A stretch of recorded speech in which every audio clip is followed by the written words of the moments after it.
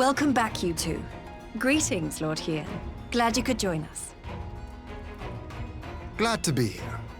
I would have come sooner, were our own defense is not in question, but I am pleased to report that our soldiers are assembling for deployment to Alamigo as we speak.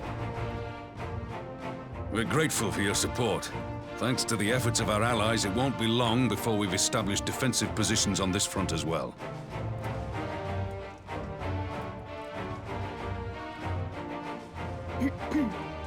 We have some good news too. Alphino has come back to us. As for the bad news,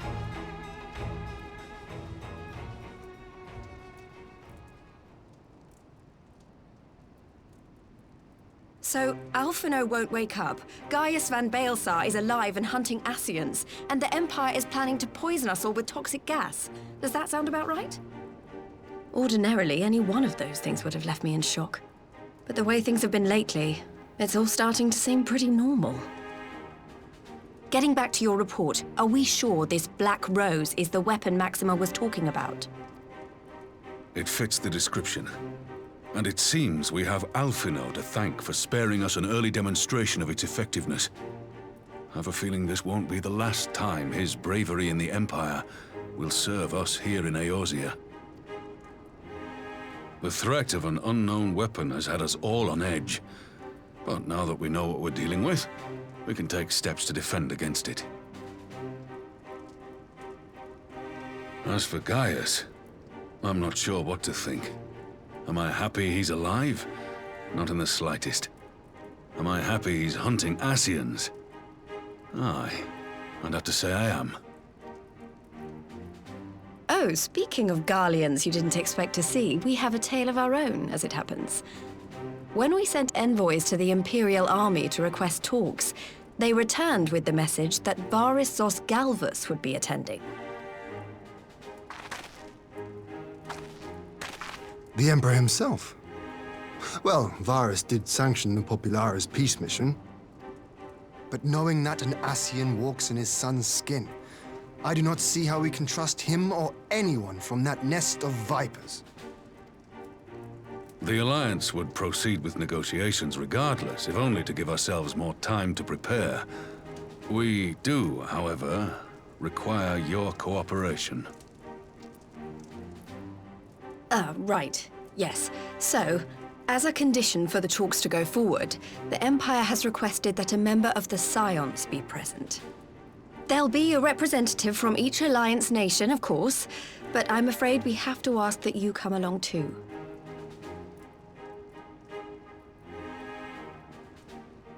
God, Lise, you know how much I hate politics. But then, what choice do I have? Alphino and the others aren't going to do it. Very well. I shall attend as the Scion's representative.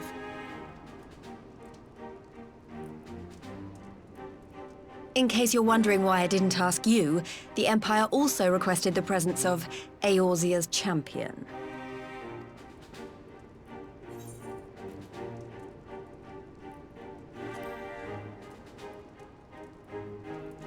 That's settled then.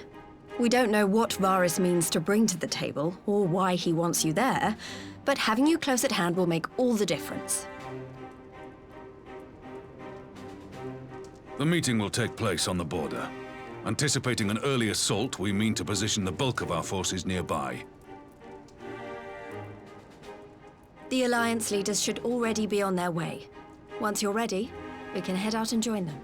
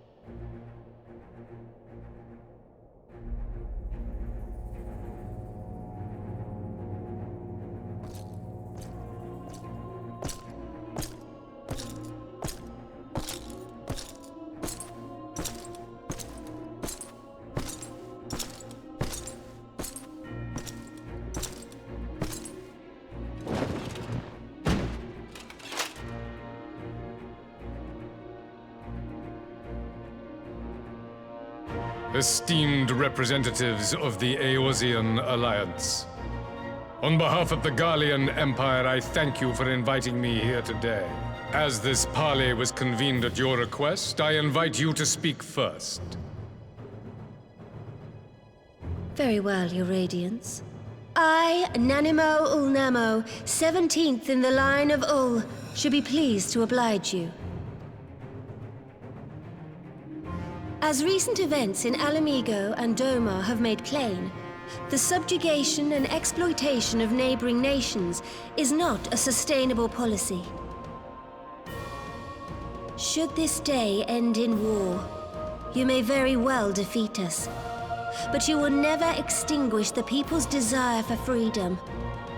Though it may not be in our lifetime, there will be another revolution, another war, and the cycle will continue.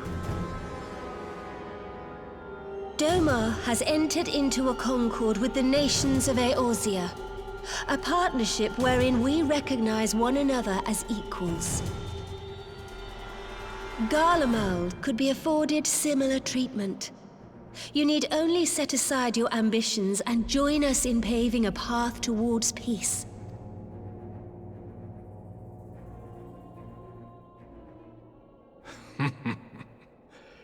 You will not win me over with sophistry, Your Grace.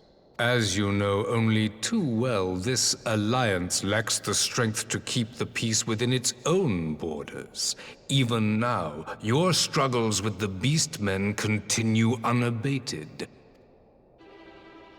Divided, you sow this fertile soil with the seeds of your differences and reap naught but discord and chaos for your trouble. Eorzea must be united under one leader, one purpose. I would offer you both and bring an end to your strife. With all due respect, Your Radiance, the only thing that you offered the people of Alamigo was fear and hopelessness. The citizens of Doma can also attest to the meager arms of Imperial rule. There is no purpose to be found in a life of oppression, each day more uncertain than the last. Our people are willing to die for their freedom. A great many already have, and countless more will, if we don't put an end to this madness here and now.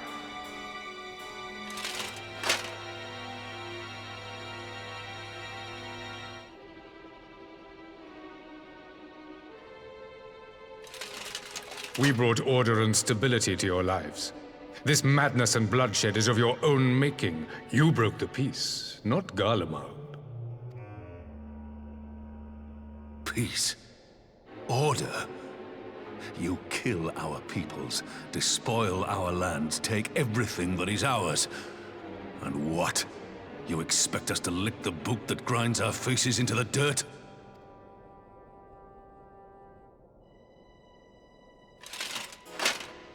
I expect you to weigh the costs.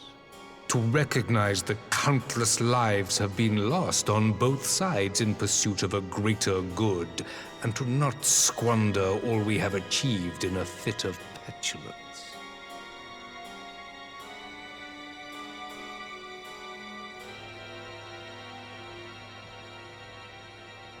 Your Radiance, I fear I can personally attest to the dangers of pursuing one's vision with such righteous fervor. For 1,000 years, the Holy See of Ishgard waged war with dragons.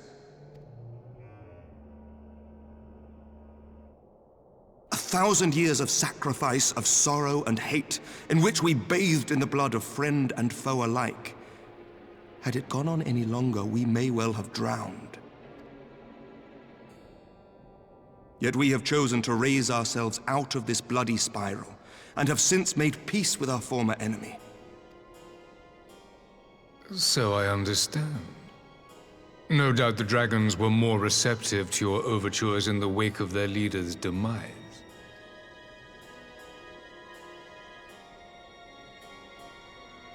You speak of peace, yet use war to achieve it. Your father would not have bothered to obscure his intent with honeyed words. He understood that strength is all that matters in the end.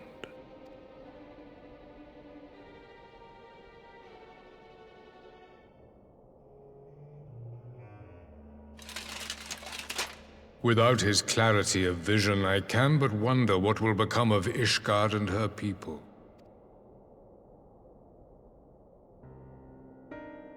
There was a time when Garlemald too lacked a leader of conviction. Weak and unable to wield magic, we were at the mercy of the strong from whom we sought refuge in the bitter cold of the north.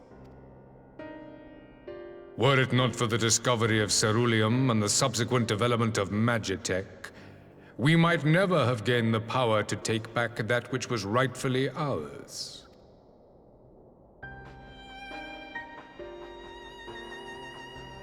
You speak as if your people were the first to have been driven from their homes. Limsa Lominsa was built by wayward souls in search of a place to call their own. On the shores of Vilbrand we found it, and from those humble beginnings did we grow and flourish. And all without robbing our neighbors of their liberty.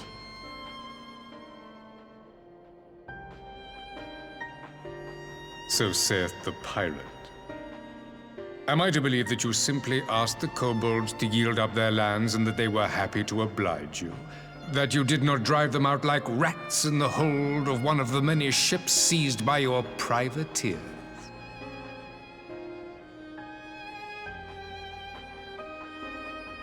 I will concede that after centuries of exile, reclamation may be mistaken for invasion. Nevertheless, it is not. And those who till stolen soil have no right to object when cast out in turn.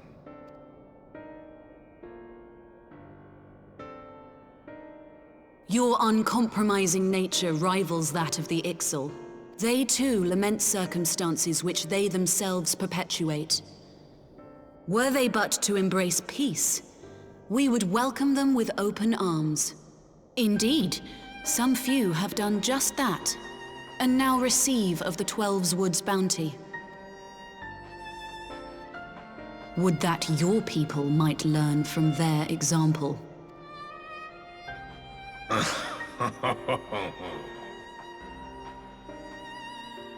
You dare compare us to the Birdmen? You who thought to invoke the 12 and threaten all of creation?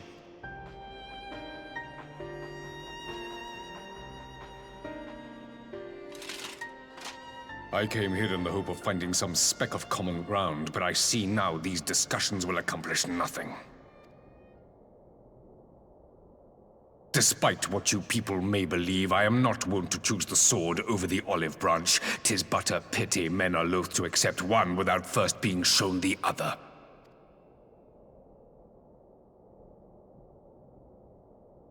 Wait, I beg you.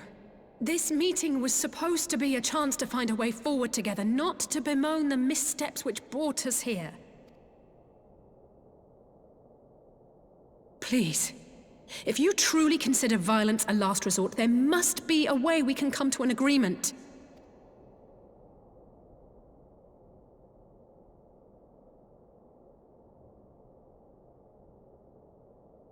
As Mistress Alisaie says, we did not come here to bicker over the past, but to discuss how we might strive towards a brighter future.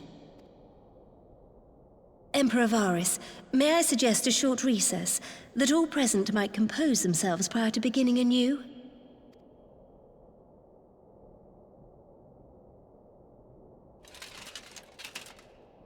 Very well. I pray this intermission will suffice to move these talks in a more constructive direction.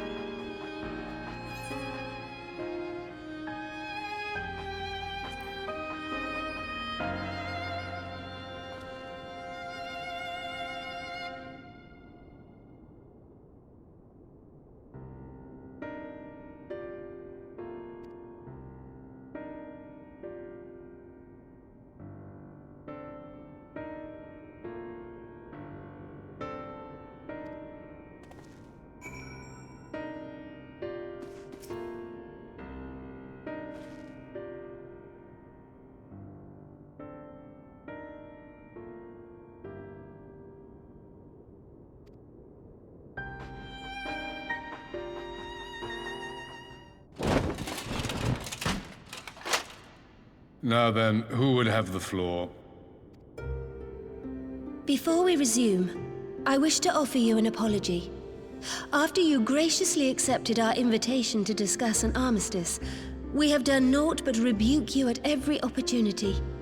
I believe I speak for all of us when I say we are deeply sorry for our discourtesy.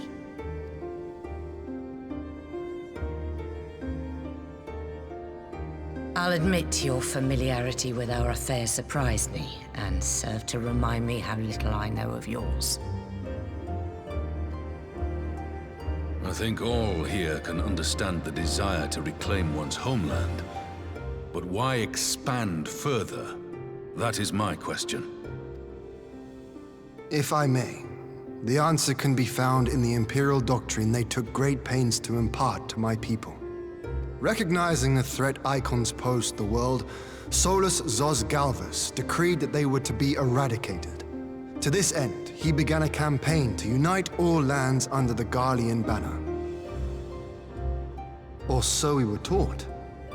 Yet the Emperor only reached the burn, the Baron said to have been laid waste by icons, after conquering all the lands that lay between. What is more, I am quite certain the practice of summoning was not nearly so widespread in the days before the Empire's founding. When you put it like that, it all starts to sound like an excuse, doesn't it? But to distract from what? Why are you really waging this war?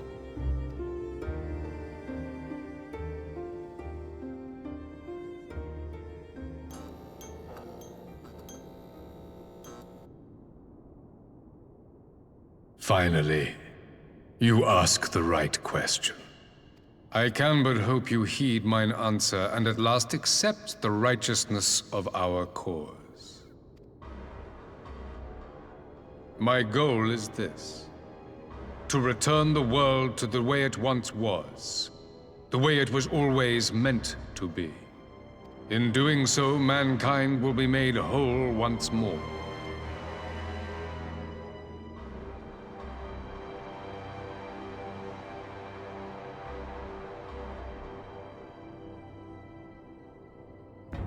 No longer will we suffer from the dissension born of our differences.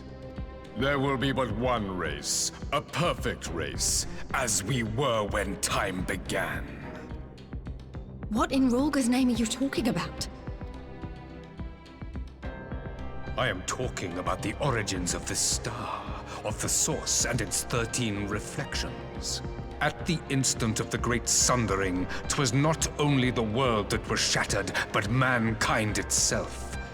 Thus were we divided into myriad races, each with its own unique imperfections. That is why man looks upon his neighbor and feels fear and hatred, why he wages war, why he kills his brother. You all in your own way have proven as much today. The peace you seek is but a fleeting solution to a fundamental problem. One which calls for more drastic measures. To bring about everlasting peace, our worlds must be rejoined. That is the goal the Empire would see realized. The glorious future unto which we shall one day shepherd mankind. A rejoining of worlds. I have heard this tale of the Source and its reflections before.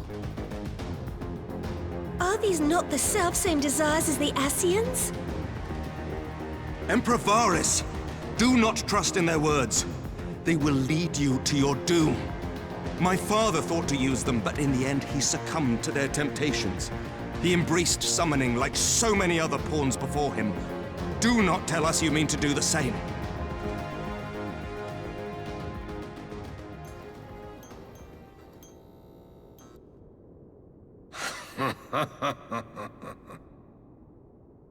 To be a pawn, free from the burden of choice, would be a blessing.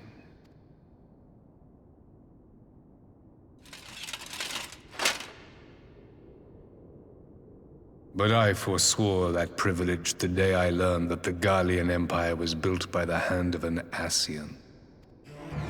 What?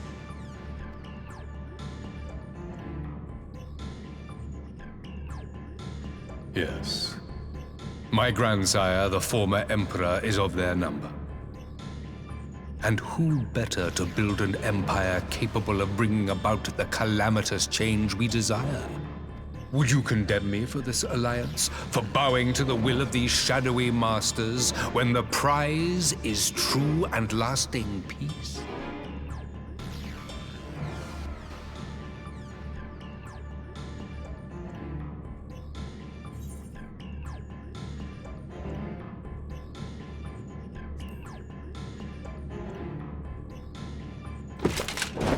I come not to conquer, but to liberate.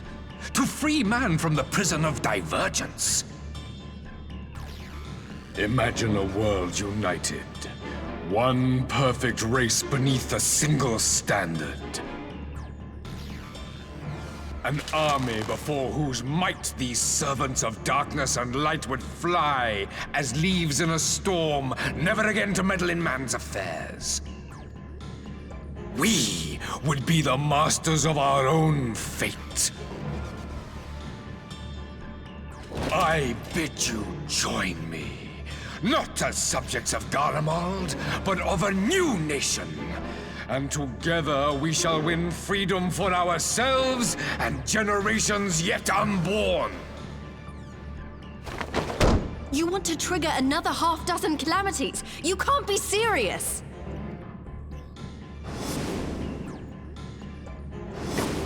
Have you forgotten how many died? There will be no one left! Do you truly imagine we would aid you in your bloodletting? It is unthinkable, unconscionable.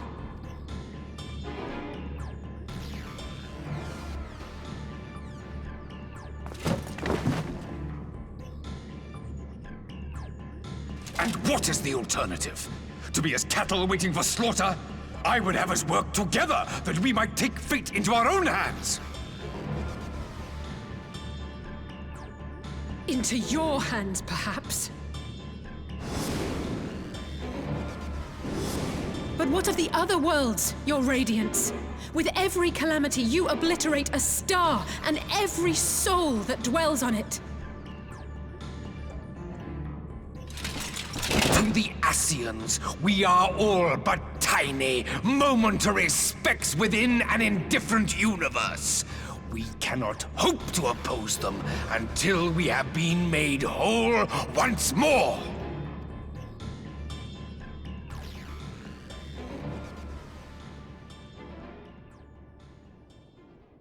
Are these truly the words of Garlemald's ruler?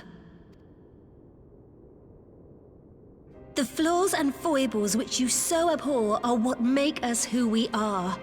Every nation, even yours, Emperor Varys, is made whole through the combination of these imperfections, the strengths of one compensating for the weaknesses of another.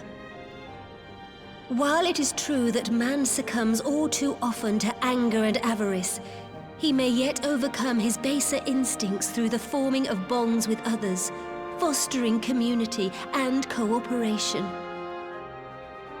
That the protector of an empire should not only reject these fundamental truths, but seek to change them at so dear a cost to life is indefensible. Such a man is not fit to govern.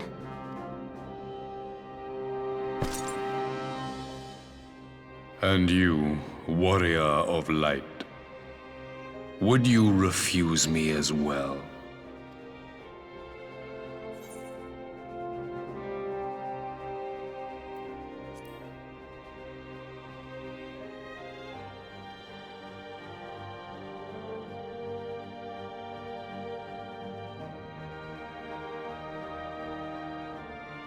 It would seem the Alliance is of one mind on this matter.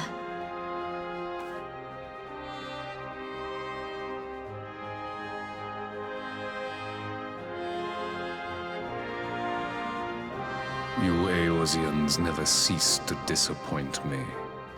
Though I suppose I have only myself to blame for expecting more from savages. This discussion is at an end. I bid you make ready for our next meeting. It will not be at the negotiating table.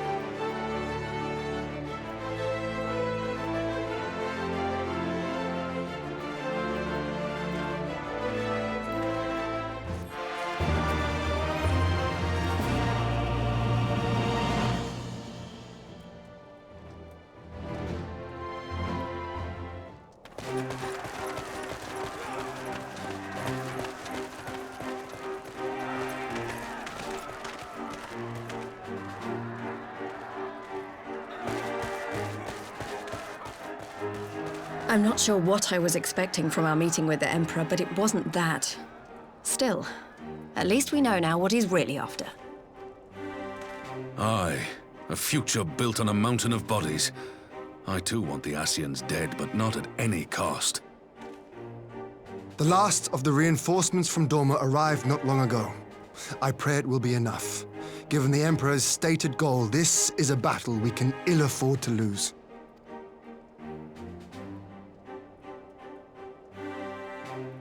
If the Garleans come in force, we may not have much say in the matter, even with our combined strength. We knew from the first that the odds would be against us. But if there is even the slightest chance of victory, we must do everything in our power to seize it.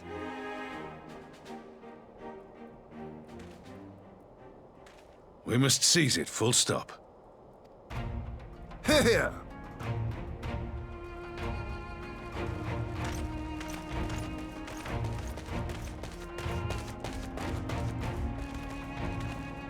The two of you are to join an irregular unit and support the main host. I won't bother asking if you're minded to fight. After coming this far, how could I not? And for once, there's no one around to countermand me. Not that they would. Not even my brother. But we all know who'll really make the difference. Ready to frighten some Garleans? I wouldn't want to be on their side.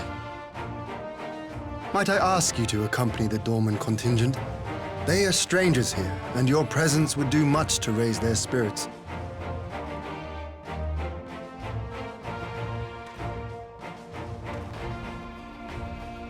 We would be honored.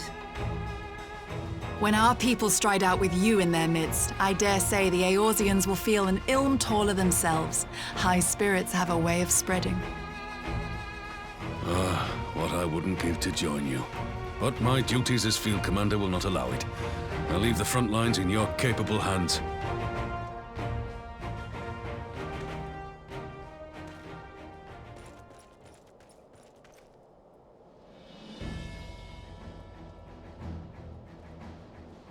Comrades, ready your arms. The hour of battle has come. May the crystal guide us to victory!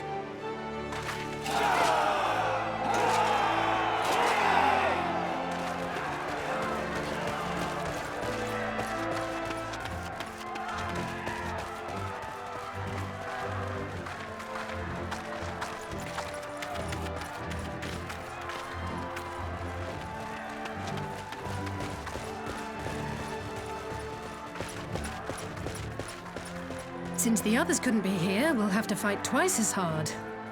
If Alphinaud wakes to find the Imperials have won, I shall never hear the end of it. It's strange. I thought I would be terrified when the fighting started. I should be terrified. But with you at our side, I can't help feeling everything is going to be all right. So please, don't you dare leave me alone.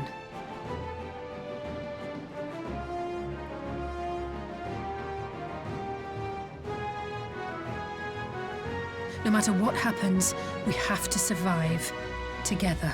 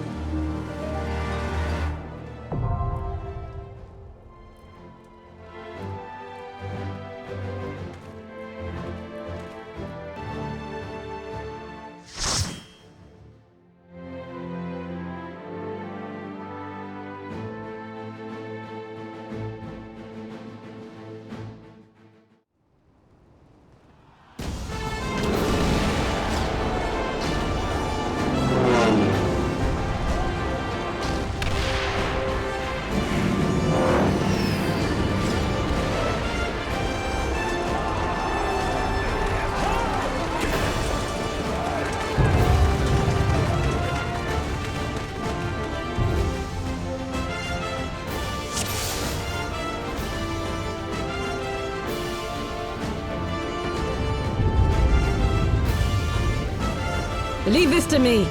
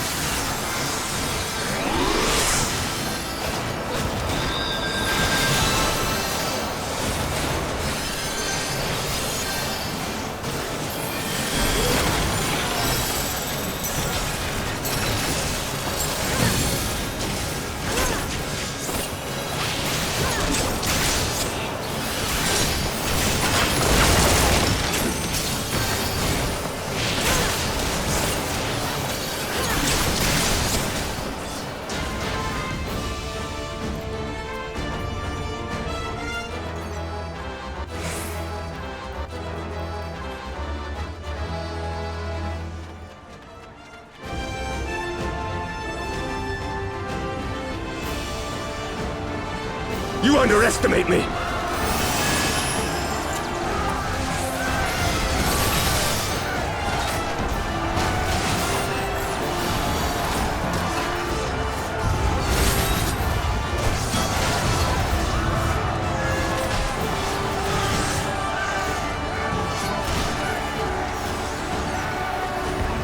Out of my way!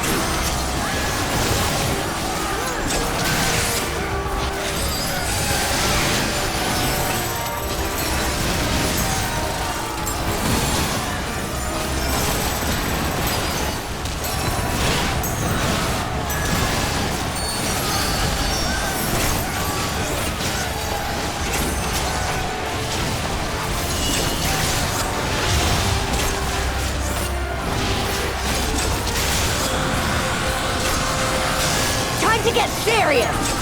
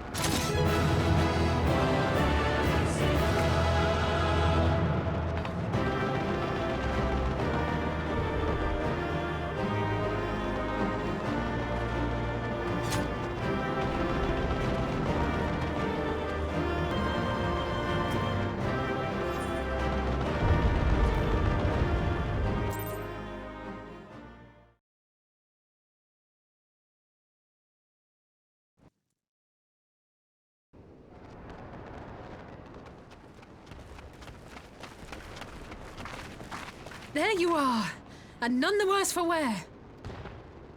Indeed. I had hoped we might do more to help, but there seems to be no one left to fight. A tactical withdrawal, perhaps? We should give chase. Finish them off while we have the chance. Imagine the other surprise when they wake to find the war already won.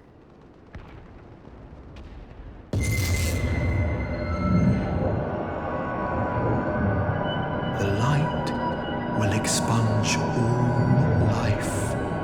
Only you can forestall the calamity. Throw wide the gates. No! No! No! Not like...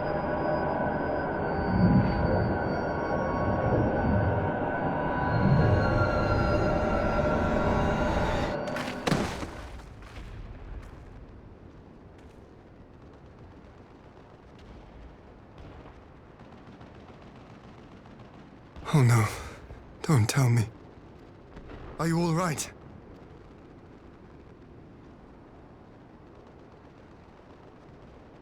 Quickly! We must get her back to the encampment.